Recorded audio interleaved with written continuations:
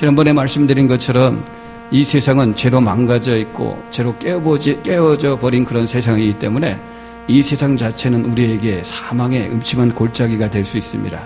여러분들, 사망의 음침한 골짜기를 지나가면서 슬픈 일을 만나고 또 고된 일을 만나고 아프고 여러 가지 불행한 일을 만나는 것은 절대 이상한 일이 아니라 당연한 일입니다. 근데 오늘 성경을 보면서 참 놀라운 것은, 하나님의 놀라운 축복은 뭐냐면, 우리가 이 사망의 음침한 골짜기 같은 이 세상을 지나가면서 슬픈 일을 만나고 또 아픈 일을 만나고 고난과 고통을 이렇게 만난다 할지라도 그 고난의 한복판에서, 그 슬프고 아프고 불행한 일 한복판에서 하나님께서 우리에게 기쁨을 허락해 주신다라는 이 놀라운 사실을 성경은 우리에게 이야기하고 있습니다. 오늘 저와 여러분들이 함께 보려고 하는 말씀이 이제 5절 말씀을 같이 보려고 하는데, 오늘 이 5절 말씀을 통해서 하나님께서 우리에게 주시는 교훈의 말씀이 바로 이 부분에 해당되는 겁니다. 오늘 5절 그 마지막 절에 보면 이 다윗이 어떻게 고백을 하냐면, 내 잔이 넘치나이다, 그렇게 고백합니다. 내 잔이 넘치나이다. 시편 23편을 보면 5절에 와서 그 분위기가 좀 그 장면이 좀 바뀌는 것을 우리가 보게 되어져요. 1절에서 4절까지 그 내용을 보면 목자와 양의 그런 관계를 그리는 그런 장면이 나오는데, 이제 5절에 넘어오면서 그 목자와 양의 그런 장면이 이제 잔치집 분위기로 바뀌고 있는 것을 보게 되어져요. 그래서 지금 다윗이 내 잔이 넘칩니다 라는 이 고백은 잔치집의 그런 장면을 연상해 보면 합니다. 여러분, 신랑 신부가 이제 결혼을 마치고 축하하는 그 하객들 앞에서 서로 이렇게 잔을 들고 잔을 서로 이렇게 건네면서, 그 다음에 어떻게 포도주를 이렇게 따라주면서 넘치도록 그 포도주를 따라주고 서로가 어떻게 축복하면서 기뻐하면서 이렇게 건배하는 그런 잔치집 분위기를 생각하면 이 5절의 말씀의 의미가 무엇인지 우리가 알 수 있어요. 그 흥이 넘치는 그런 잔치집, 기쁨이 넘치는 그런 잔치집에서 지금 내 잔이 넘치나이다, 이렇게 고백하고 있는 겁니다. 여러분들, 여기서 내 잔이 넘친다는 말은 다른 것이 아니라 내 기쁨이 넘칩니다 라는 그런 고백이에요. 내 영혼에 기쁨이 넘칩니다, 그렇게 지금 고백하고 있는 것이 다윗의 고백이에요. 그런데 우리가 이 다윗이 이 고백을 어느 그런 현장에서 지금 하고 있습니까? 내 잔이 넘칩니다 라는 이 고백을 다윗의 어떤 삶의 현장에서 이런 고백을 지금 드리고 있죠? 그 5절의 말씀을 다시 한번 봅시다. 주께서 내 원수의 목전에서 내게 상을 차려주시고 기름을 내 머리에 부으셨으니 내 잔이 넘치나이다. 자, 내 잔이 넘칩니다, 내 기쁨이 넘칩니다, 이렇게 고백하는데, 그 고백하는 삶의 현장이 어디입니까? 고백하는 삶의 현장은 원수의 목전에서. 그래요, 원수의 목전에서. 그러니까 원수의 목전에서 다윗은 내 잔이 넘칩니다, 내 기쁨이 넘칩니다, 그렇게 고백을 하고 있는 거예요. 여러분들, 원수가 어떤 존재입니까? 누가 원수입니까? 자기를 해하려고 하는 대상이죠. 자기가 잘 되는 것을 싫어하는 그런 대상이에요. 자기를 넘어뜨리려고 하고 자기를 죽이고자 함정과 올무를 파는 사람, 그런 사람이 원수죠. 원수예요. 그런데 그런 원수들 앞에서 내 잔이 넘칩니다, 지금 이렇게 다윗이 고백을 하고 있는 거예요. 여러분들, 그걸 보면 이 기쁨의 문제는 절대 상황이나 환경의 문제가 아닙니다. 원수가 다 사라졌을 때, 인생의 어떤 어려움과 문제가 다 사라졌을 때, 그때 비로소 내 안에 생기는 게 기쁨이다, 그게 아니라는 거예요. 원수가 있는데도 불구하고 자기를 해하려고 하고 자기를 넘어뜨리려고 하고 자기를 죽이려고 하는 그 원수가 자기 목전 앞에 있는데도 불구하고 그 원수들 앞에서 우리 안에 기쁨을 베풀어 주시는 분이 하나님이에요. 이 기쁨은 어떤 상황과 환경의 문제가 아니라, 원수가 있느냐 없느냐 그런 문제가 아니라, 그런 것이 있음에도 불구하고 얼마든지 이 하늘의 기쁨을 누릴 수 있다. 다윗은 우리에게 지금 그렇게 이야기하고 있는 거예요. 그런데 인생을 살아가면서 우리의 문제가 뭡니까? 우리의 문제는요, 그런 원수들이 있음에도 불구하고 얼마든지 우리의 잔이 넘치는, 기쁨이 넘치고 평안이 넘치는 그런 삶을 살아갈 수 있는데도 불구하고 우리의 삶에 존재하는 원수들 때문에 그 기쁨을 빼앗기고 살아가고 있는 것, 이게 우리 인생의 문제라는 것을 기억하셔야 돼요. 여러분들 한번 우리 삶을 한번 이렇게 되돌아보세요. 우리의 기쁨을 빼앗아가는 원수들이 참 많이 있어요. 우리의 기쁨을 뺏어가는 그런 원수들이 참 많은데, 이런저런 어떤 세상의 염려나 걱정거리들이 그런 원수의 역할을 할 수 있죠. 그런 염려와 걱정들이 우리의 기쁨을 빼앗아갈 수 있어요. 그죠? 미래에 대한 불안, 두려움, 그런 것들이 또 우리 기쁨을 빼앗아갈 수도 있고, 늘 부족하다고 생각하는 결핍의식 같은 것, 그런 것들이 우리 또 기쁨을 빼앗아갈 수도 있어요. 또 죄도 그렇죠. 죄. 여러분들, 우리가 죄를 짓는다고 해서 당장 하나님께서 벼락을 내려서 우리를 심판하는 거 아닙니다. 우리가 죄를 짓는다고 해서 내가 하는 사업이 갑자기 망하고 건강했던 그 몸이 그냥 하루아침에 질병에 걸리고 잘 되던 일이 막 꼬이기 시작하고, 절대 그런 거 아니에요. 그러면 죄를 지었는데도 불구하고 사업이 그대로 잘 될 수 있어요. 그냥 건강하게 살 수도 있고 일이 잘 풀릴 수도 있어요. 그러나 여러분들, 죄를 지으면 당장 하나님께서 하늘을 열고 벼락을 내리진 않을지 모르지만, 죄를 지으면 그 심령은 그 심령 가운데 즉시 하늘의 기쁨은 사라지는 거예요. 즉시 하늘의 만족과 하늘의 그 행복은 사라질 수밖에 없는 거예요. 그 죄가 우리의 기쁨을 뺏어가는 원수의 역할을 감당하는 거예요. 또 때로는 깨어진 인간관계가 우리의 기쁨을 뺏어갈 수 있죠. 사람과 사람 사이에 좀 관계가 안 좋아도 우리가 마음에 기쁨이 없는데, 그 깨진 인간관계가 오랫동안 지속되어지면 절대 기쁨을 누릴 수가 없는 거죠. 어떤 경우에는 마음속에 있는 분노가 우리의 기쁨을 뺏어가죠. 여러분들, 마음속에 분노가 있는 사람은 절대 기쁨 못 누립니다. 절대 하늘의 평안 누릴 수가 없어요. 그런 어떤 원수들이 있어요. 우리의 삶에는 그런 우리의 기쁨을 뺏어가는 다양한 원수들이 존재합니다. 근데 그런 원수들 가운데서도 가장 실제적이고도 가장 영적인 원수가 있어요. 정말 그 원수가 우리 기쁨을 갉아먹고 있어요. 우리 기쁨을 뺏어가는 정말 실제적이면서도 영적인 그런 원수가 있는데, 그게 누굽니까? 그게 사탄이죠. 마귀입니다. 마귀는 우리 안에 어떻게 끊임없이 부정적인 생각을 집어넣고요, 끊임없이 세속적인 그런 가치관, 세상의 가치관을 끊임없이 우리 속에 집어넣기도 하고, 그 마귀는 우리 안에 끊임없이 분노의 마음과, 그죠? 시기하는 마음, 다투는 마음, 원한의 마음, 미움의 마음, 증오의 마음, 그런 것들을 끊임없이 집어넣어서 우리 인생 가운데 있는 기쁨들을 누리지 못하게 하고, 그런 기쁨들을 뺏어가는 거예요.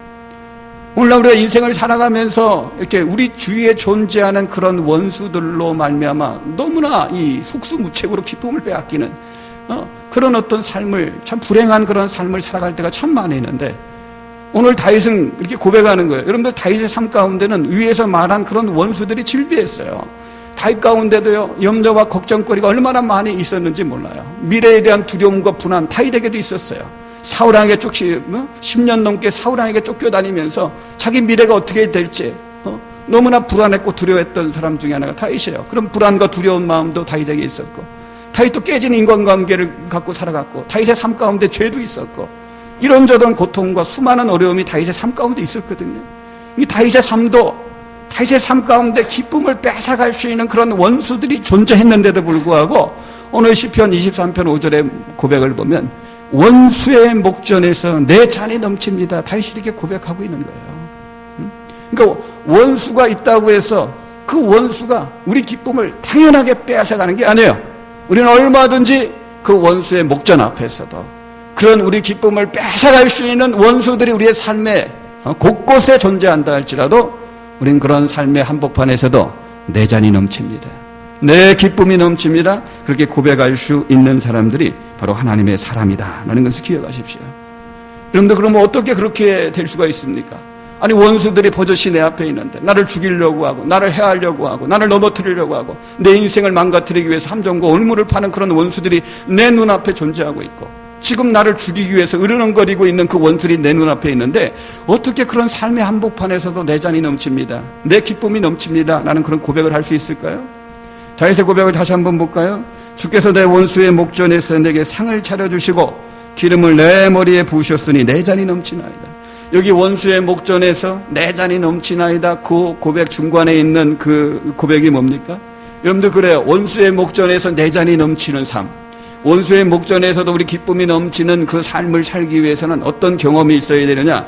그 사이에 있는 그 고백처럼 하나님께서 내게 상을 차려주시고 기름을 내 머리에 부어주시는 이런 경험들이 있어야 되는 거예요. 내게 상을 차려주시고 기름을 내 머리에 부으셨으니, 이런 경험을 하나의 지식이 아니라 자기 삶의 현장 가운데서 누리며 경험하며 삶을 살아갈 때 원수들이 있음에도 불구하고 우리는 기쁨을 누릴 수 있는 거예요. 여기서 상을 차려주신다, 기름을 부으신다는 말이 그 의미가 뭡니까? 여기서 말하는 상은요, 우리가 뭐 어떤 일을 잘했을 때 받는 그런 상을 가리키는 게 아니에요. 영어로 프라이즈, 그것이 아니라 여기서 말하는 상은 영어 성경에 보면 테이블로 되어 있어요. 우리나라 말로 번역하면 밥상이에요, 밥상. 그러니까 하나님께서 내게 밥상을 베풀어 차려주신다는 거예요. 하나님께서 우리에게 밥상을 차려주신다. 여기 차려주신다라는 이 단어도 그 히브리어로 보면 아라크라는 그런 단어인데, 그 아라크라는 그런 단어는 이 군대들이 일렬로 쫙 길게 정렬했을 때 쓰는 표현이에요. 그래서 아라크, 이 상을 차려주신다라고 할 때 그 아라크라는 단어의 의미가 뭐냐면, 상을 차려주긴 차려주는데 그냥 조그만 상을 차려주는 게 아니라 아주 길게, 예를 들면 아마 이 강대상에서 저 본당 끝까지 그 정도로 어떻게 길게 상을 차려주는 거예요. 길게 상을 차려주고 그 위에 온갖 그냥 산의 진비에 풍성한 식탁을 그 위에 이렇게 딱 준비해 놓은 거예요. 우리가 가끔 어느 집에 갔을 때 정말 상다리가 휘어질 정도로 아주 큰 상에 그냥 얼마나 음식이 풍성하게 그냥 차려져 있는지 그냥 상다리가 막 휘어질 정도로. 어떨 때 이제 신방 가면 어떤 분이 그래요. 목사님, 일주일 동안 준비했어요. 일주일 동안 준비했고 3일 동안 장 보고 뭐 3일 동안만 뭐하러 그런데 이렇게 시간을 많이 씁니까? 낭비습니까? 하여튼 그런 거예요. 하여튼 풍성한 식탁이에요. 하나님께서 다윗을 위해서 상을 베풀어 주시는데 아주 그냥 길게 그 상을 쫙 늘어놓고 그 위에 온갖 풍성한 음식을 다 차려놓고 다윗에게 대접을 해줄 거예요. 그리고 기름을 발라주시는 거예요. 이건 마치 무엇과 하냐면, 여러분 잔치집에 손님을 대접하는데 그 손님이 그냥 손님이 아니라 귀빈이에요. 그 특별 대우해 주시는 손님, 아주 귀빈 대우해 주는 그런 손님을 대접할 때 쓰는 단어가 이게 차려주신다라는 그런 뜻이에요. 그러니까 지금 다윗이 주께서 내 원수의 목전에서 상을 차려주신다라는 그 말은, 하나님께서 지금 다윗을 대접을 해주는데 어떻게 대접을 해준다는 것은 특별하게 대우를 해주신다는 거예요. 이 다윗을 귀빈 대접을 해준다는 거예요. 특별하게 귀분을 대접하는 그런 식으로 하나님께서 지금 다윗을 어떻게 이렇게 대우하고 있다, 대접하고 있다는 거예요. 여러분들 그 다윗의 인생을 보면 다윗을 죽이려고 하는 원수들이, 정적들이 널려져 있었거든요. 근데 그 정적들, 그 원수들이 보니까 다윗이 상에 앉아 있는 거예요. 아, 잘됐다, 저놈 저기 앉아 있는데 가서 내가 죽여야지 하고 그 다윗을 죽이려고 원수들이 그 다윗에게 한 발 한 발 다가오는 거예요. 근데 가만히 보니까 다윗만 앉아 있는 게 아니라, 그 상에 다윗만 앉아 있는 게 아니라 다윗 앞에 누가 또 앉아 있는 거예요. 저 사람이 또 누굴까 하고 또 가까이 가서 봤더니 그분이 다른 분이 아니라 하나님이에요. 다윗 앞에 앉아 있는 분이 하나님이 그냥 상을 놓고 다윗과 하나님이 같이 앉아 있는데, 하나님께서 다윗에게 다윗아 힘들지, 많이 먹어, 그리고 힘내, 그러면서 하나님께서 이 반찬도 들어가지고 다윗 그 밥숟가락에 올려주고, 저 반찬도 집어가지고 다윗 밥숟가락에 올려주고, 그러면서 막 다윗을 이렇게 먹이고 격려하고 막 있는 거예요. 그러니까 원수들이 다윗을 죽이려고 딱 왔는데 다윗 혼자가 있는 게 아니라 하나님이 다윗과 함께 딱 계시고, 하나님이 그 다윗을 이렇게 딱 품고 있고 보호하고 있고 다윗을 은혜를 주시고 있고, 그러니까 원수들이 그 광경을 보면서 뭐 어떻게 할 수가 없는 거예요. 다윗을 건드릴 수가 없는 거예요. 이 다윗을 건드렸다간 하나님 앞에 작살 날 것 같으니까 못 건드리는 거예요. 그래서 어떻게 해요? 그 앞에서 그냥 구경만 이렇게 하고 있는 거예요. 그게 뭐예요? 원수의 목전에서 내게 상을 차려주신다 라는 그런 의미예요. 그러니까 지금 이 상을 차려주신다는 의미는 다른 게 아니라 하나님께서 다윗을 특별 대우해 주시는 거예요. 하나님께서 다윗을 기빈 대우하시는 거예요. 여러분들 인생을 살아가면서 우리가 누군가한테 특별 대우를 받을 때 여러분 기분이 좋습니까? 나쁩니까? 물론 그렇죠. 우리가 정말 존경하고 정말 내가 사랑하고 내가 정말 사랑하고 존경하는 그 어떤 사람이 나를 콕 집어가지고, 사람들이 그렇게 많은데 나를 그냥 콕 집어서 밥 한번 먹지 하고 그냥 나에게 그냥 진수성찬을 딱 차려줄 때, 그때는 너무 기쁘죠. 너무 행복하죠. 이렇게 존경받는 이 사람한테 내가 이렇게 선택을 받아서 특별한 대우를 받는다는 게 이게 얼마나 기쁩니까? 이게 얼마나 좋습니까? 근데 만약에 그 사람이 내가 혐오하는 사람이라면, 내가 혐오하고 싫어하는 사람인데 그 사람이 나를 콕 찍어서 대접하면 기분이 별로 안 좋죠. 아니, 사람 많은데 왜 하필이면 나를 집어서 대접해 하면서 별로 기분이 안 좋아요. 근데 다윗은 지금 누구한테 그런 대접을 받는 거예요? 하나님한테 대접을 받는 거예요. 하나님한테. 다른 사람한테 대접받는 게 아니라 하나님한테 지금 다윗이 그런 특별한 대우를 받고 기빈 대우를 받는 거예요. 그럼 그 하나님이 어떤 하나님이었어요? 우리가 시편 23편을 우리가 계속 와서 봤지만, 여호와는 나의 목자시니 내가 부족함이 없어. 목자 되신 여호와, 노이 되신 하나님, 목자가 되셔서 그를 보호하시고 지키셨던 그 하나님이 특별하게 대우를 해주시는 거예요. 그 하나를 푸른 풀밭에 누이시고 쉴만한 물가로 인도하십니다. 푸른 풀밭에 누이시고 쉴만한 물가에서 우리에게 힘을 주시고 평안을 주시는 여호와 샬롬, 여호와 샬롬 되신 그 하나님, 여호와 샬롬 되신 하나님이 다윗을 특별하게 대우하시는 거예요. 기빈 대우하시는 거예요. 내 영혼을 소생시키시고 죄로 말미암아 말씀에 대한 무지와 고통으로 말미암아 그 영혼이 거의 죽은 자와 방불한 어둠 속에 깊이 빠져 있었을 때 여호와 노페 되신 그 하나님이 자기 영혼을 치료하시고 회복시켜 주셨던 그 하나님이 지금 다윗을 특별하게 대우하시는 거예요. 내가 사망의 음침한 골짜기를 다닐지라도 해를 두려워하지 않을 것은 주께서 나와 함께 하십니다. 사망의 음침한 골짜기 한복판에서 여호와 샴마, 나와 함께 하신 하나님, 임마누엘의 하나님, 그 안에서 승리를 주시는 여호와 니시의 하나님, 그런 하나님이 지금 다윗을 특별하게 대우하시는 거예요. 기빈 대우하시는 거예요. 다윗이 그런 하나님의 특별 대우를 받으니까, 그런 하나님으로부터 기빈 대우를 받으니까 지금 다윗이 원수의 목전에서도 내 잔이 넘칩니다. 내 기쁨이 넘칩니다. 그렇게 고백하는 거예요. 문제가 여전히 있고 삶이 계속해서 뒤엉켜 있고 삶이 나아지지도 않고 여전히 해결해야 될 많은 문제가 있는데도 불구하고 하나님들의 이런 삶의 한복판에서도 하나님이 나를 특별하게 대우하시니, 하나님이 나를 귀빈으로 대우해 주시니 내 잔이 넘칩니다. 내 기쁨이 이렇게 넘칩니다. 그렇게 고백하고 있는 것이 지금 다윗의 고백인 거예요. 여러분들, 그러면 하나님이 다윗만 그렇게 특별 대우하십니까? 다윗만 그렇게 기빈 대우하시나요? 다윗만 우리 신앙하고 비교가 안 되는 그런 놀라운 신앙을 갖고 있는 게 다윗이니까 다윗만 그렇게 특별 대우하고 저와 여러분들은 쓸모없고 가치 없는 그런 사람으로 생각해서 그냥 이렇게 무시해버리고 그럽니까? 아니거든요. 여러분들, 예수 믿고 구원받은 하나님의 사람들, 하나님의 자녀들은 다 이미 하나님의 특별 대우를 받은 사람들이고 지금도 특별 대우를 받고 있는 사람입니다. 거기에 대해서 사도 바울이 에베소서 2장 4절과 6절에 보면요, 쉬운 성경으로 이렇게 번역해서 읽어드리면요, 이렇게 기록되어 있어요. 그러나 하나님은 자비가 넘치는 분이셔서 우리를 사랑하신 그 크신 사랑으로 말미암아 범죄로 죽은 우리를 그리스도와 함께 살려주셨습니다. 여러분은 은혜로 구원을 얻었습니다. 하나님께서 그리스도 예수 안에서 우리를 그분과 함께 살리시고 하늘에 함께 앉게 하셨습니다. 이전에 우리는요, 허물과 죄로 죽었던 자들이 우리예요.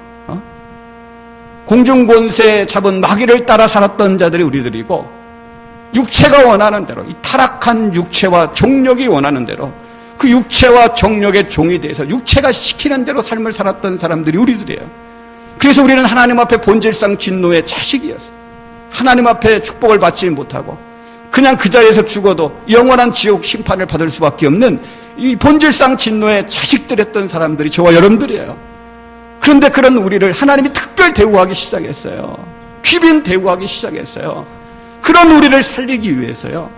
그런 우리에게 구원이라는 놀라운 은혜를 주시기 위해서 당신의 가장 사랑하는 아들 예수 그리스도 십자가에 못 박으신 거고, 그 아들의 생명을 내어주시면서 저와 여러분들, 본질상 진노의 자식이었던 우리들, 허물과 죄로 죽었을 뿐만 아니라 영원한 지옥 심판을 받아 마땅한 우리들을 하나님이 특별 대우하시기 위해서 아들의 생명을 내어주시고 우리를 살리시고 우리를 구원해 주시고요. 그리고 6절 그 마지막에 있는 말씀처럼 함께 하늘에 앉히셨다고 그래요. 이 함께 하늘에 앉혔다는 말이 뭡니까? 함께 하나님의 나라 천국 잔치에 그 자리에 앉힌 거예요. 이게 바로 시편 23편 5절에 나오는 것처럼 원수의 목전에서 상을 차려주신다는 그 신약식 표현이 함께 하늘에 앉혀주신다는 표현과 똑같은 거예요. 여러분, 우리를 살려주셨고 우리에게 구원이 나는 놀라운 은혜를 주셨고, 그리고 하나님께서 하나님의 나라 천국 잔치에 함께 그 자리에 앉을 수 있도록 저와 여러분들을 초청해 주신 그런 기빈 대우, 특별 대우를 받고 살아가는 사람들이 저와 여러분들이에요. 그래서 여러분들 바울은 그 사실을 알기 때문에 빌립보서 3장 1절에 보면 또 이렇게 또 우리에게 명령하는 거예요. 끝으로 나의 형제 자매 여러분, 주 안에서 기뻐하십시오. 내가 같은 말을 되풀이해서 쓰는 것이 나에게는 번거롭지도 않고 여러분들에게 안전합니다. 나의 형제 자매 여러분, 주 안에서 기뻐하십시오. 그렇게 감옥에 내 있는 바울이 감옥 밖에 있는 신도들한테, 우리 교인들한테 얘기하는 거예요. 주 안에서 기뻐하십시오. 그렇게. 이런 바울의 그 서신을 보면 주 안에서, 예수님 안에서, 그리스도 안에서라는 말이 계속해서 반복됩니다. 여러분들 주 안에서 기뻐하라는 말은 뭐예요? 주 안에서 기뻐하라는 말이 뭡니까? 그것은 하나님께서 예수님 안에서, 하나님께서 그 주님 안에서 이루어 놓으신 일을 근거로 해서 여러분들은 기뻐하십시오라는 그런 말이에요. 여러분들이 처한 상황 때문에 기뻐하라는 말이 아니라, 여러분들이 처한 환경 때문에 기뻐하라는 게 아니라, 그 상황과 그 환경에 상관없이 하나님께서 예수 그리스도 안에서 이루어 놓으신 그 일을 근거로 해서 여러분들 기뻐하십시오. 그렇게 지금 바울이 이야기하는 거예요. 하나님이 그리스도 안에서 이루어진 그 일의 근거가 뭡니까? 그게 에베소 2장 4절에서 6절까지 나오는 말씀이에요. 본질상 진노의 자녀였던 우리들, 심판받아 지옥 가야 돼 마땅한 우리들, 그런 우리를 하나님이 사랑하셨던 거, 우리를 사랑하셔서 예수 그리스도의 십자가로 말미암아 우리를 그 저주와 심판에서 구원하셨다는 거, 그리고 우리를 함께 하나님의 나라 천국 잔치에 앉혀주셨다는 것, 그 일을 근거로 해서 여러분들 기뻐하십시오. 지금 바울은 그렇게 이야기하는 거예요. 여러분들 그래요. 정말 우리가 하나님 앞에 이런 특별한 사랑을 받고 그런 귀빈 대우를 받았고 지금도 받고 있다는 이 사실을 믿는 사람, 그리고 삶을 살아가면서 그걸 확신하면서 그걸 경험하는 사람은요, 원수의 목전 앞에서도 내 잔이 넘칩니다. 그런 고백이 나오는 거예요. 내 기쁨이 넘칩니다. 그런 고백이 나오는 그런 신앙의 삶을 살아가게 되는 거예요. 다윗도 그렇고 바울도 그렇고 구약의 표현과 신약의 표현이 약간 다를 뿐이지만 그 의미는 똑같은 거예요. 이 하나님으로부터 특별 대우를 받고 기빈 대우를 받는 삶을 살기 때문에 어떤 상황과 환경에 들어가도 기쁨이 끊어지지 않아요. 기쁨은 계속해서 나오는 거예요. 여러분들 지금 이 다윗이 지금 하나님 앞에 특별 대우를 받고 기빈 대우를 받는 것으로 인해서 지금 하나님 앞에 기뻐하는데, 여러분들 그 특별 대우를 받고 기분 대우를 받는 것이 그것이 무엇을 또 의미한다고 생각합니까? 다윗은 물론 이 본문에서는 주께서 내게 상을 차려주신다, 이 상을 차려주시는 것으로 표현하고 있어요. 진수성찬을 차려주는 것을 통해 가지고 하나님이 지금 나를 특별 대우하고 있구나, 기빈 대우하고 있구나, 그렇게 지금 고백을 하고 있는데, 여러분 하나님이 상을 차려주시는 것이 뭘 의미합니까? 정말 하나님께서 다윗의 인생 가운데 하늘을 이렇게 여셔가지고 정말 큰 교자상 그런데 거기에 막 진수성찬을 다 차려놓고 그 상 네 다리를 밧줄로 묶어가지고 하늘로부터 그런 상을 그냥 하늘로부터 그런 진수성찬을 쫙 내려가지고 다윗에게 베풀어 주신 것으로 여러분들 생각되십니까? 아마 그렇게 생각하는 분은 없겠죠. 시편은 말 그래도 시예요. 시. 상징적인 의미들이에요. 시적인 표현들이에요. 여기서 상을 차려주신다는 것은 문자적으로 온갖 음식들을 그냥 풍성하게 차려주는 그런 것을 가리키는 것이 아니라, 여러분들 만약 그렇다면 다윗은 실제적으로 자기 인생을 살아가면서 어떨 때는 먹을 것이 없어가지고요, 제사장 이에는 먹을 수 없는 칠색병을 얻어먹었던 사람이 다윗이에요. 그러니까 그런 어떤 눈에 보이는 그런 어떤 진수성찬을 가리키는 게 아니라, 여기서 상을 풍성하게 차려주신다는 것은 다른 것이 아니라 하나님께서 다윗으로 하여금 하나님의 말씀에 풍성한 식탁을 차려주신다는 거예요. 이 진리에 풍성한 식탁을 차려주신다는 거예요. 다윗이 사망의 음침한 골짜기를 지나가던, 다윗을 죽이려고 하는 원수들이 질비한 그런 삶의 현장을 지나가던, 천만인을 내가 두려워하지 않게, 나를 애워싸고 있는 천만이 있는데 나를 죽이려고 하는 그런 천만인의 세력들이 지금 도사리고 있는데, 그런 어떤 현장을 지나간다 할지라도 하나님께서는 그때그때마다 다윗의 심령 가운데, 다윗의 빈 영혼 가운데 하나님의 그 말씀의 진리의 풍성한 식탁을 그 영혼 가운데 차려주시는 거예요. 하나님의 진리의 계시의 그런 풍성한 식탁을 그 다윗의 그 영혼 가운데 차려줌으로 말미암아, 그 말씀의 풍성한 식탁을 먹음으로 말미암아 그 영혼의 빈잔이 충만하게 채워져 가지고 이 사망의 음침한 골짜기도 승리하면서 통과하는 거고, 다윗의 인생 자체가 상처투성인 그런 인생인데도 불구하고 그 상처 때문에 낙심하고 절망하고 그 상처 때문에 분노에 포로가 되는 그런 인생이 아니라 그 상처를 극복하고 이기고 승리하면서 살아갈 수 있었던 비결은 하나님께서 이 풍성한 말씀의 식탁, 풍성한 진리의 식탁을 차려줬기 때문에 그래요. 여러분, 지금 저와 여러분들은 성경 66권이 다 완성된 시대를 살아가요. 다윗 때는요, 성경 신약은 구약도 완성이 안 됐어요. 우리는 창세기부터 계시록까지 66권이 다 계시가 완성된, 어떻게 보면 정말 풍성한 계시가 있는 이런 시대를 살아가는데, 이런 시대를 살아가는 저와 여러분들이요, 지금도 무릎 꿇고 다윗 밑에 가서 하나님의 진리를 깨달을 정도로 다윗은요, 하나님으로부터 너무 풍성한 하나님의 말씀과 진리의 그런 식탁을 공급받고 살았던 사람이 다윗이에요. 그래서 시편이 150편이지만 그 중에 반 이상 80편 넘게 다 다윗이 쓴 시예요. 그 정도로 풍성한 말씀의 식탁을 공급받고 살았던 사람이 누구냐? 다윗입니다. 여러분들 마찬가지예요. 하나님이 저와 여러분들 특별 대우하십니다. 우리를 기빈 대우하셔요. 그럼 하나님 나를 특별 대우하신다는 말이 뭐냐? 기빈 대우하신다는 말이 뭐냐? 오늘도 문자적으로 하나님이 저와 여러분들 주일날 예배드리러 오면 여러분들 앞에 그냥 독상으로 밥상 하나씩 다 차려주는 겁니까? 그게 아니거든요. 하나님이 저와 여러분들을 특별 대우하시는 가장 확실한 증거가 뭐냐면 말씀의 풍성한 식탁을 저와 여러분들에게 베풀어 주시는 거예요. 여러분들 하나님의 특별 대우를 받고 살아가 그걸 경험하는 사람은 딴 게 아니에요. 성경을 펴서 읽을 때나 하나님의 말씀을 들을 때나 그 말씀이 얼마나 풍성하게 자기 영혼 가운데 채워지는지 그걸 경험하고 살아가는 사람들이 지금 하나님 앞에 특별 대우를 받는 사람이에요. 기빈 대우를 받는 사람이에요. 사업하는 거 좀 잘 되고 자식들 좋은 데 가고 좋은 직장 들어가고 내 일 좀 잘 풀리고 그런 게 특별 대우 받는 게 아니에요. 그런 건 예수 안 믿는 사람도 얼마든지 받을 수 있는 대우거든요. 예수 안 믿는 사람도 다 받을 수 있는 대우들이에요. 하나님의 자녀만이 하나님 앞에 받을 수 있는 특별한 대우, 정말 기빈 대우는 하나님의 말씀을 필 때, 하나님의 말씀을 들을 때 그 말씀이 살아서 내 영혼 가운데 들어오는 거예요. 바울이 이야기한 것처럼 그리스도의 말씀이 너희 안에 풍성히 거하여 말씀을 한 절 읽어도, 그죠? 한 장을 읽어도 그 말씀이 그냥 자기 영혼을 충만하게 채우는 거예요. 그래서 예레미야 고백처럼 내가 주의 말씀을 얻어먹었사오니 그 말씀이 내게 기쁨이 되고 즐거움이 됩니다 라고 고백하는 것처럼 말씀이 살아서 자기 안에 역사하고 그 말씀의 씨앗이 떨어져서 30배, 60배, 100배의 막 결실도 막 맺혀지기 시작하고 다른 사람들은 성경 보면 하품만 하고 졸리고 검은 건 글자고 하얀 건 종이 그 수준밖에 안 되는데 나는 성경을 펴기만 하면 하나님이 막 말씀하시는 거예요. 하나님의 말씀을 들으면 누가 막 그런 고백을 한 것처럼 마치 이 자리에 나하고 하나님밖에 없는 것처럼 막 느껴지고 처음부터 끝까지 그 모든 말씀이 내게 주시는 말씀 같이 느껴진다고 고백하는 것처럼 정말 그런 역사가 나타나기 시작하는 거예요. 하나님이 특별하게 대우하시고 기빈 대우하시는 그런 사람들의 삶의 현장에는 이 말씀이 살아서 정말 꿀송이같이 내 안에 능력으로 내 영혼을 막 살리고 나의 영혼의 빈잔을 충만하게 채워주는 그런 놀라운 역사가 나타나기 시작하는 거예요. 그러면서 기뻐하기 시작해요. 여러분들 이렇게 인생을 살아가면서 말씀의 그런 풍성한 식탁에 공급을 받고요. 진리의 그런 풍성한 식탁에 공급을 받으면서 그 마음에 기쁨이 있는 사람은요.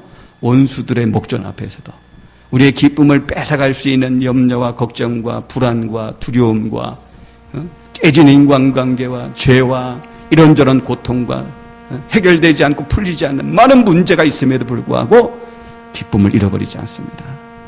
기쁨을 잃어버리지 않아요. 그 기쁨이 터져나와요. 그 기쁨을 고백하면서 인생을 살아가게 되는 겁니다. 그러므로 우리 사랑하는 성도 여러분, 이 비결을 배우셔야 돼요. 원수의 목전에서도 기쁨을 잃어버리지 않는 이 비결을 배우셔야 돼요. 여러분, 이 비결을 배워서 우리의 삶의 현장 가운데서 이 원수의 목전에서도 기쁨을 잃어버리지 않고 그걸 유지하는 비결이 뭡니까? 그 첫 번째는요, 기쁨의 뿌리를 잊지 마셔야 돼요. 여러분, 기쁨의 뿌리 뭐라고 했죠? 기쁨의 뿌리는 상황과 환경이 아니에요. 원수가 있느냐 없느냐 그게 아니에요. 기쁨의 뿌리는 내가 지금 하나님 앞에 특별 대우를 받고 있다. 내가 하나님 앞에 지금 기빈 대우를 받고 있다. 이게 기쁨의 뿌리예요. 자, 한번 따라 합시다. 나는 하나님의 특별한 사람이다. 나는 하나님의 특별한 사람. 난 하나님 앞에 귀빈이다. 이게 우리의 기쁨의 뿌리예요. 여러분들 거울을 볼 때마다 늘 외치, 나는 하나님의 특별한 사람이다. 난 하나님 앞에 귀빈이다. 여러분 거울을 볼 때마다 그렇게 외치셔야 돼요. 외치셔야 돼요. 여러분 그런 믿음이 있는 사람은요, 인생을 살아가더라도 문제가 있고 어려움이 있고 그게 해결이 안 되고 막 꼬이는 것 같아도요, 마음에 여유가 있어요. 그래, 아직 내 인생의 마지막 장은 안 쓰여졌어. 결론은 아직 안 났어. 근데 이전에 보니까 이렇게 어렵고 힘든 일이 있어도 믿음으로 잘 견디고 잘 극복하고 나가면 좋은 일이 생기더라. 그런 어떤 믿음이 있기 때문에요. 뭐 문제가 있고 어려움이 있다고 해서 막 조급하고 막 불안에 떨고 절대 그렇지 않아요. 그 앞에서 기쁨을 누리세요. 기쁨을 누릴 수가 있는 사람이에요. 그럼 기쁨의 뿌리를 잊지 마셔야 돼요. 그럼 두 번째는 염려라는 원수한테 절대 기쁨을 빼앗기면 안 돼요. 구약 성경부터 신약 성경을 계속 보면 염려하지 말아라, 두려워하지 말아라, 그 말이 계속해서 반복되어져요. 그러면 염려하지 말아야 돼요. 여러분, 염려라는 게 하나님 보실 때 가장 큰 죄 중에 한 가지가 염려예요. 여러분들 왜 염려합니까? 염려하는 이유가 어디에 있어요? 먹고 사는 문제 때문에 염려하는 것 같아요? 상황과 환경 때문에 염려하는 것 같아요?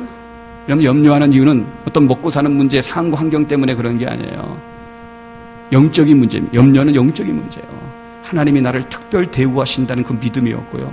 하나님이 나를 기빈 대우하신다는 그런 믿음이었고, 하나님이 자기 아들을 내어주시면서까지 나를 특별하게 사랑했고 특별 대우하신다는 그런 믿음이었고, 그래서 하나님이 내 인생을 책임지신다는 그런 믿음이 없으니까 염려하는 거예요. 걱정하는 거예요. 그러니까 염려라는 것은 단순히 뭘 훔치고 거짓말하고 어떤 윤리적인 죄, 그런 수준이 아니라 하나님이 나를 특별 대우하셨다는 그걸 믿지 않고 하나님 내 인생을 책임져 주시지 않는다는 그 믿음이 없는 거. 하나님 앞에 불신앙의 죄예요. 하나님이 가장 싫어하는 죄예요. 그 염려라는 원수 앞에 기쁨을 빼앗기면 안 되는 거예요. 신방하다 보면 어떤 성도님들 그래요. 자녀 때문에 염려를 많이 해요. 이 자녀들 좀 영어학원도 보내고 뭐 수학학원도 보내고 논술학원도 보내고 그래서 좀 제대로 가르쳐서 좀 해야 되는데 그놈의 돈 때문에 하면서 걱정을 하고 염려를 해요. 그런데 염려하지 마세요. 걱정하지 마세요. 여러분 건강하게 잘 키우면요, 공부할 놈은 공부하고요, 머리가 좀 딸리는 놈은요, 공부가 안 되는 놈은 또 기술 배워서 기술로 먹고 살 거고, 그죠? 그것도 안 되고 머리도 안 되고 기술도 안 되면요, 하나님이 아주 건강하고 튼튼한 체력을 주셔가지고 또 몸으로도 얼마든지 먹고 살 수 있도록 해주셔요. 여러분들 그런 염려, 그런 걱정하지 마시고요, 우리가 해야 될 염려는 적어도 우리의 자녀들을 하나님의 나라와 의를 구하는 자녀들로 가르치면 돼요. 우리 자녀들이 앞으로 어떤 영역에서 어떻게 살지는 모르지만 부모된 나의 책임은 내 사랑하는 아들과 딸을 먼저 하나님의 나라와 의를 구하는 그런 자녀로 잘 가르쳐 놓으면 공부할 놈은 공부하는 쪽으로 나가는 거고, 기술로 먹고 살 아이는 기술로 쪽으로 나가는 거고, 장사해야 될 아이는 장사 쪽으로 나가는 거고, 이것도 저것도 안 되면 하나님이 건강한 체력 주셔가지고 몸으로 또 먹고 살 수 있도록, 무엇을 하든지 간에 행복하게 자기 일을 하면서 먹고 살 수 있도록 하나님께서 해주시는 거예요. 그건 무책임한 게 아니라 정말 무책임한 것은요, 세상에서 출세하고 성공하라고 하면서 세상의 온갖 것들은 다 가르치고 돈 잘 벌고 잘 먹고 잘 사는 방법은 가르치면서도 먼저 하나님의 나라와 의를 구하는 것을 가르치지 않는 거, 이게 정말 무책임한 거죠. 하나님 나라와 의를 구하는 삶을 먼저 가르치면 하나님께서 그 자녀들에게 주신 그 재능과 은사에 따라서 다 그 영역에서 행복하게 기쁘게 살아갈 수 있도록 하나님이 다 책임을 져주시는 거예요. 염려하지 마세요, 자녀들. 염려라는 원수한테 뺏기지 마세요. 우리 기쁨을 위해서. 그 여러분들 하나 더 말씀드리면요, 하나님께서는 저와 여러분들의 삶에요, 순간순간 매일매일 기쁨을 누릴 수 있는 그런 요소들을 많이 준비해 놓으셨어요. 여러분, 예수 믿는 사람들이 그런 것들을 좀 개발해야 돼요. 없는 기쁨이 아니라 정말 하나님께서는 우리 가정과 직장과, 그죠? 우리 자녀들의 삶, 내가 먹는 음식, 뭐 찬잔, 내가 구경하는 이 자연 광경, 우리의 삶의 너무나 많은 부분에 기뻐할 수 있는 그런 요소들을 얼마나 많이 하나님이 이미 다 허락해 주신지 몰라요. 얼마나 다 이렇게 준비해 놓으신지 몰라요. 그런 것들을 여러분들이 찾아내면서 순간순간 기쁨을 체험하는 그런 삶을 살아가셔야 돼요. 언젠가 말씀드렸나요? 제가 기억이 없는데 어느 기간인지 잘 모르겠어요. 어떤 기간하고 저 강원도에 한번 이렇게 같이 야유회를 이제 간 적이 있는데, 저 강원도 저기 가서 정말 멋진 광경을 같이 이렇게 보면서 다른 사람들이 다 그 자리에 있는 사람들이, 이야, 정말 멋있다, 세상에 이렇게 좋을 수가 하면서 막 그 광경을 막 이렇게 막 감탄하고 막 기뻐하고 있는데, 한 분이 그래요. 야, 참 여기에 별장 하나 짓고 살았으면 참 좋겠는데 돈이 없어 아쉽네. 아니, 다른 사람은 그냥 거기서 막 기뻐하고 있는데 거기서 돈이 없는 것 때문에 아쉬워하고 있는 그런 분. 여러분들 그거 나중에 일이에요. 나중에 돈 생기면 별장 짓는 거고, 그때는 어떻게 해요? 그 광경 보면서 기쁨을 누리는 거예요. 왜 나중에 질 별장 돈 없어가지고 그것 때문에 지금 기쁨을 놓칩니까? 우리 성도 중에 어떤 분이 그래요. 어떨 때는 직장에서 너무 피곤하고 힘들어가지고 집에 딱 들어오면 애들이 막 떠들고 장난치고 자기한테 막 달려들고 그게 너무 귀찮다는 거예요. 그래서 어떨 때는 막 화가 나서 막 소리 빽 쳐가지고 조용히 해! 그러면 니네 방 들어가 공부해! 막 그럴 때가 있는데 어떨 때는 그렇게 하고 나서 참 후회가 된다. 여러분들 그래요. 피곤하고 힘들고 지치고 딱 들어와도요. 자녀들 이렇게 보면 그 자녀들 때문에 막 기뻐할 수 있는 요소들이 또 얼마나 많이 있는지 몰라요. 한번 우리 세영이가요, 5살짜리가 한다는 얘기가 뭐냐면, 아빠, 나 각시탈하고 결혼할 거야. 그렇게, 각시탈이 유행이가, 각시탈하고 결혼한대요. 아니, 어제까지만 해도 나 아빠하고 결혼할 거야. 그렇게 했던 딸이 한순간에 바뀌어버렸어요. 자기 각시탈하고 결혼한대요. 아니, 5살짜리가 아마 오빠가 보일 때 같이 봤나 봐요. 어? 어떤 집안도 초등학교 애가 그래. 너 소원이 뭐니? 그랬더니, 나 친일파 제거. 그랬대요. 초등학생이 그게, 뭔지 아는지 모르겠어요. 하여튼 각시탈을 보고 요즘 막 그게 인기인가 봐요. 근데 여러분들 그런 말을 한 마디 딱 던졌을 때 그게 얼마나 재밌어요. 나 각시탈하고 결혼할 거야. 그 말 딱 들었을 때 얼마나 재밌습니까? 웃음이 한번 팡 터지는 거예요. 그럼 그때 그 웃음을 즐기는 거예요. 또 그 세영이가 또 하는 말이 뭐냐면 요즘 우리 집에 개미가 많아요. 여기저기서 막 개미들이 막 돌아다녀요. 그러니까 그 5살짜리 딸이 하는 말이 뭐냐면 아빠, 나도 참 우리 집이 좋은데 이 개미들도 우리 집이 참 좋은가 봐. 그러면서 하는 말, 개미야 와라 많이 와라. 그러니까 여러분들 그런 말을 한 마디 들었을 때 웃음이 탁 터지는 거예요. 그죠? 탁 기쁜 거야. 여러분들 뭐 엄청나고 큰 뭐 대단하고 뭐 그런 어떤 기쁨만 기대하지 마시고요. 하나님이 이미 우리 가정 가운데 우리의 삶의 현장 가운데 주신 작은 기쁨들이 너무너무 많이 있는 거예요. 그런 기쁨들을 찾아서 누리셔요.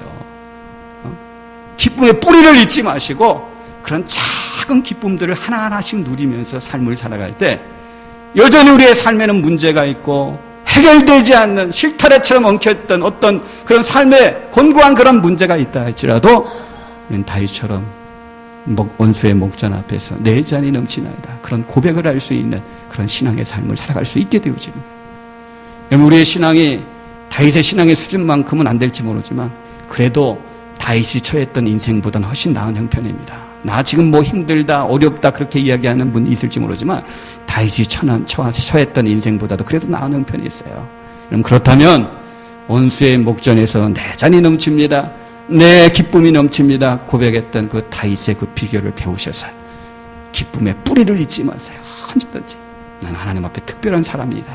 하나님 앞에 특별 대우를 받고 있는 사람이다. 그런 기쁨의 뿌리를 잊지 마시고요.